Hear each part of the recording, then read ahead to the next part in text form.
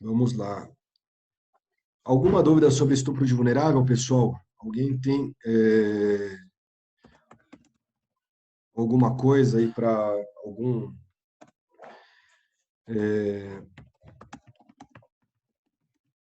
alguma pergunta, algum questionamento?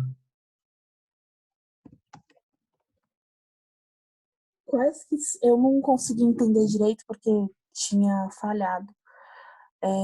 O senhor falou de qualificadoras, né? Ah, certo. Deixa eu voltar então lá para as qualificadoras, só um momentinho. A figura qualificada é quando existe lesão corporal de natureza grave, certo? Quando há lesão corporal de natureza grave, ou se não, quando a vítima morre. Nesses casos, existe a figura qualificada, ou seja, a pena vai ser maior quando houver a lesão corporal de natureza grave ou a morte. Obviamente, nesse caso, é quando o agente ele não desejava matar, mas sim ele acabou matando em decorrência do estupro. Por exemplo, houve o estupro de um bebê recém-nascido, por exemplo, né, que daí Sim. acabou matando-o para segurar a criança, para segurar a criança para que ela não tenha reação, tapou a boca dela e ela acabou se asfixiando, morrendo por asfixia. E daí, nesse caso, existe a figura qualificada. Obviamente, quando não há conjunção carnal, a pena, quando não há conjunção carnal, não, quando não há violência, a pena é alta, mas vai ser aplicada próximo do mínimo. Quando há conjunção carnal e a violência também, nesse caso, a pena ela é aumentada devido ao fato de ter praticado com violência. Ok. Vamos seguir aqui e falar um pouquinho de corrupção de menores. Corrupção de menores é induzir alguém menor de 14 anos a satisfazer a lasciva de outrem, satisfazer o desejo sexual de outra pessoa. Então, é a pessoa que busca que uma criança menor de 14 anos não satisfaça o próprio desejo sexual, mas de outra pessoa. Então, por exemplo, a mãe que ela é, induz o filho a posar para cenas íntimas para mandar para alguém, né? Mandar para um amigo, mandar para o namorado. Tem gente que é meio que eu não consigo entender a cabeça, mas que faz esse tipo de coisa. Mas nesse caso existe a corrupção de menores. Daí satisfação de lascívia mediante presença de criança ou adolescente é praticar na presença de menor de 14 anos ou induzi-lo a presenciar conjunção carnal ou ato libidinoso assim de satisfazer a própria lasciva ou de outrem. Vocês sabem que tem pessoas que são exibicionistas, que gostam de ter relações sexuais na presença de outras pessoas, né?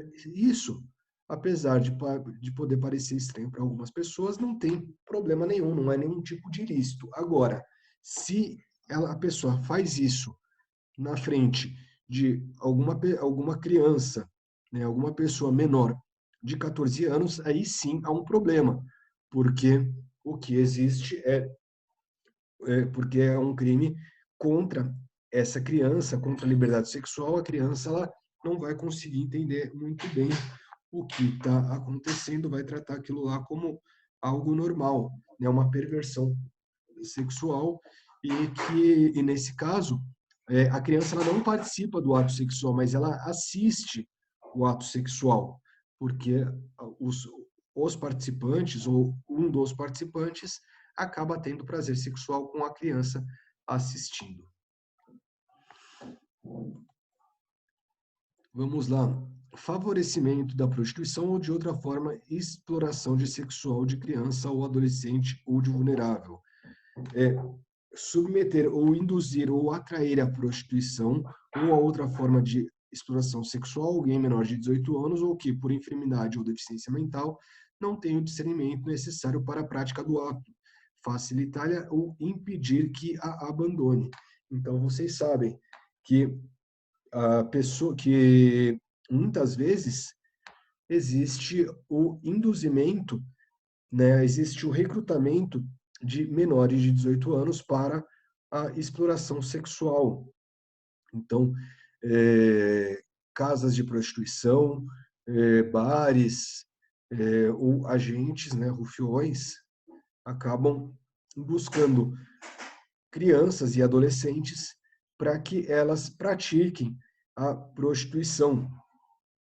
Nesse caso, a pessoa que assim o faz vai praticar esse crime, né, que é basicamente o recrutamento dessas crianças ou impedir impedir ou dificultar que a criança abandone a prostituição. Também incide nessa pena quem facilita, por exemplo, imagina o dono de um bar que ele sabe que ali é um ponto em que menores se prostituem e ainda assim não tem, permite que a negociação seja feita dentro do seu bar. E ele também, apesar dele não estar lucrando, ele acaba facilitando essa prostituição, né, a prostituição infantil. E por isso ele deve ser apenado, né, nos termos do artigo 218b. Sendo que existe a figura equiparada, que figuras equiparadas, que são as pessoas que praticam o ato sexual com menor de 18 anos e maior de 14 anos na situação de prostituição. Então, o cliente dessa pessoa, ele acaba incidindo nessas penas. Obviamente, para isso ele tem que saber, né, que se trata de uma pessoa menor de 18 anos. Se a pessoa não sabe, desconhece o fato, incide em erro de tipo, mas obviamente tem alguns casos em que está patente que se trata de uma criança, e daí não vai poder alegar erro de tipo. Também incide nessas penas o proprietário, gerente ou responsável pelo estabelecimento, mesmo que ele não esteja participando, que ele não participe dessa exploração, né, não induza, não atraia, mas o simples fato dele saber que no estabelecimento em que ele é gerente, proprietário ou que ele se responsabiliza, acontece esse tipo de coisa, ele também acaba incidindo nesse crime, sendo que nos locais em que acontece a exploração sexual, né, a prostituição infantil, é obrigatória a cassação da licença de funcionamento desse estabelecimento. Aliás, se vocês tiverem interesse, tem um livro, eu vou procurar aqui rapidamente o nome do livro. Ele é... Nossa, me fugiu o nome dele agora. É um jornalista famoso que ele escreveu um livro sobre prostituição infantil. Nossa, me fugiu o nome dele. É o Gilberto Dimenstein. Deixa eu achar aqui o nome do livro para vocês. Chama Meninas da Noite, né?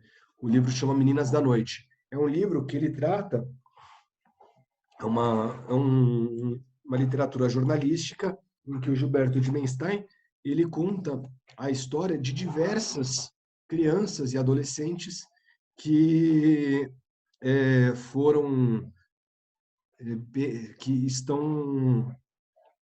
que foram obrigadas a se prostituir, né? É uma narrativa muito pesada, mas é um livro muito bom para quem se interessa sobre o tema, né? Mostrando, inclusive, que na maior parte dos casos em que as mulheres entram na prostituição, elas não têm muita opção, né? Elas não podem se autodeterminar. Então, quem se interessar sobre o tema pode procurar esse livro. Eu recomendo, Meninas da Noite, do Gilberto de Menstein.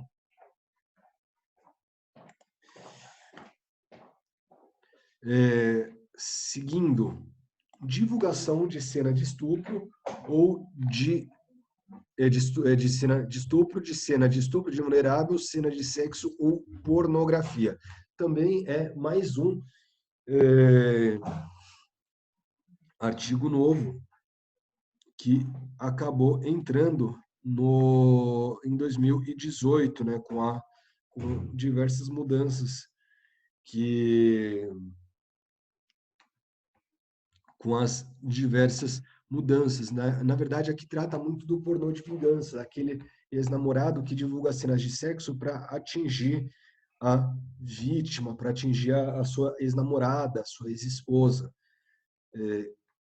Aqui incide nesse crime quem oferece, troca, disponibiliza, transmite, vende, expõe à venda, distribui, publica, divulga por qualquer meio, inclusive por meio de comunicação de massa, sistema de informática ou telemática, fotografia, vídeo, registro fotografia, vídeo ou outro registro audiovisual que contenha cena de estupro ou cena de estupro de vulnerável ou que faça apologia à sua prática ou sem o consentimento da vítima de cena de sexo, nudez ou pornografia, né? Então, é a pessoa que acaba filmando uma cena de estupro ou estupro de vulnerável e divulga essa cena, como aqueles rapazes lá do Rio de Janeiro, aqueles meninos lá do Rio de Janeiro fizeram com a moça, ou que, né, a pessoa, ou que filme, né, e divulgue a cena sem o consentimento da vítima, né? Cena de nudez, sexo ou pornografia. Lembrando que o consentimento não está na gravação nesse caso, mas está na divulgação. É divulgar sem que a vítima saiba que isso será divulgado, sem que a vítima tenha autorizado. A gente sabe que muitas vezes a própria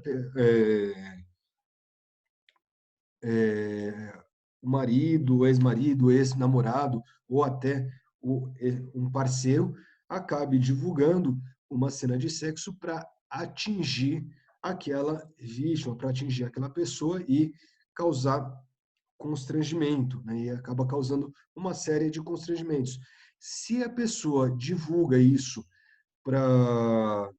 porque ela é idiota, porque ela é tonta, né? Nesse caso, não há a causa de aumento de pena. Mas se a pessoa faz porque deseja humilhá-la ou se vingar, existe a causa de aumento de pena, e também a causa de aumento de pena se há relacionamento íntimo com a vítima. Por exemplo, marido e esposa, namorados, né, irmãos. Nesse caso, existe a causa de aumento de pena. E a excludente de ilicitude quando existe, ou seja, não é crime, quando é a reprodução jornalística, científica, ou cultural ou acadêmica, na qual não se possa identificar a pessoa que está sendo exposta, porque daí a gente não está falando de vítima, né? Então, o termo vítima que foi colocado no artigo, né, no parágrafo, tá errado, né? Na verdade, não é vítima, é pessoa. E que tenha o conhecimento da pessoa, que a pessoa concorde com aquela exposição,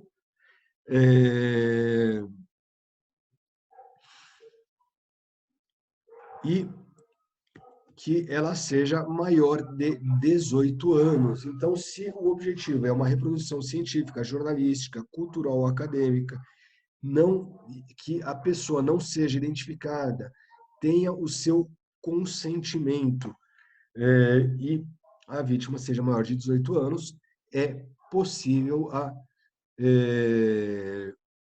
a reprodução, né? Por exemplo, no caso do filme, no caso do... imagina num caso de um programa de polícia, né, em que se faça, né, uma simulação, inclusive não identificando. Nesse caso, a excludente de ilicitude. E, por fim, a gente vai falar das causas de aumento de pena, que incidem sobre todos os crimes contra a liberdade sexual. Então, a partir do estupro, né, a partir do artigo 213 até esse último que eu falei, que é o 218C, né, que é a divulgação de cenas de estupro ou estupro de vulnerável, todos esses artigos incidem essas causas de aumento de pena, porque são todas causas de aumento de pena relativas a crimes contra a liberdade sexual. Então, aumento de pena quando há concurso de pessoas, quando o autor do crime é ascendente, padrasto, madrasta, tio, irmão, cônjuge, companheiro, tutor, curador, perceptor, empregador da vítima ou, por qualquer outro motivo, tiver autoridade sobre a vítima, né? Então, em questão de autoridade. Por quê? Porque o exercício da autoridade requer proteção e não exposição ao risco, exposição ao crime, né? Também a causa de aumento de pena quando há estupro coletivo. Aliás, né, eu devo dizer que, nesse caso, né, o concurso de pena, a redação é muito ruim, porque fala estupro coletivo, quando há concurso de duas ou mais pessoas. Bastaria falar que se trata de estupro coletivo, né? Não precisaria ter duas causas, pelo menos ao meu ver, seria melhor tirar o inciso, desculpa, tirar o inciso 2, né? Ou não ter feito,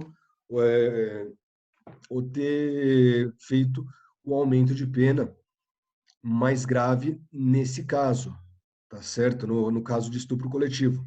Esse é um erro do legislador. E também quando há o estupro corretivo, né, que a pessoa chama de estupro corretivo, que é para controlar o comportamento sexual ou sexual da vítima.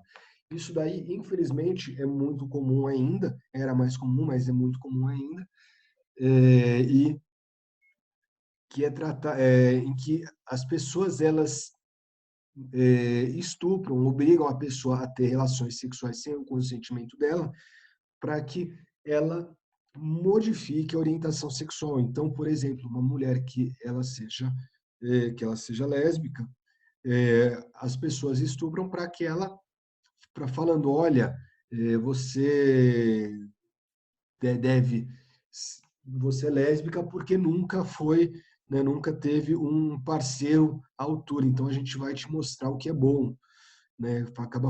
Acaba fazendo essa barbaridade. Ou se não, obrigar mesmo um homem a ter relações sexuais com a mulher, levar ele, por exemplo, numa casa de prostituição, obrigar ele a ter a relação sexual porque ele seria homossexual, porque seria gay. Nesse caso, o que se busca é controlar o comportamento sexual ou social da vítima por meio de crimes sexuais, e por isso tem a pena aumentada. Inclusive, para quem se interessar, tem um filme muito bom chamado Boys Don't Cry, né? Meninos Não Choram, em que existe que trata de preconceito sexual e tem e daí existe, inclusive, né, eles abordam a questão do estupro corretivo, que na verdade não corrige nada, né? Só o autor que, na verdade, é uma pessoa extremamente limitada que acredita que está fazendo alguma coisa boa. Na verdade, está cometendo um crime bárbaro contra aquela pessoa. Pessoal, alguma pergunta, alguma questão, algum comentário? Hein, pessoal? Tranquilo, professor. Tranquilo? Tranquilo. Ninguém tem nenhuma pergunta para fazer?